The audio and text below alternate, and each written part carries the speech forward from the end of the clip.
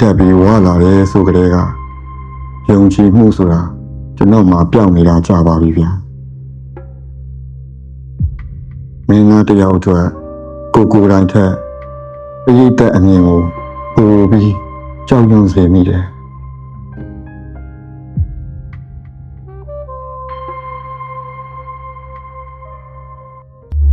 ဒါပေမဲ့ဒေါက်တာကိုရဲ့နားလည်မှုတွေဂရုစိုက်မှုတွေစိတ်ရှည်မှုတွေနဲ့အတူကျမ်းမာရေးနဲ့ညီညွတ်တဲ့ကုသပေးမှုတွေကကျွန်တော်ရဲ့ယုံကြည်မှုတွေကိုတဖြည်းဖြည်းပြန်ရစေခဲ့တယ်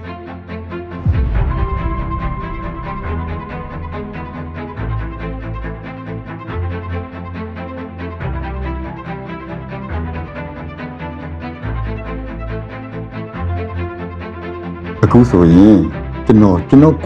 ပြန်ရှာတွေ့ခဲ့ပြီဗျကျွန်တော်ရဲ့နှလုံးသားထဲကနေလဲဒေါက်တာကိုစေးကန်းကိုအမြဲကျေးဇူးတင်နေမိတော့မှအမှန်ပါဗျာ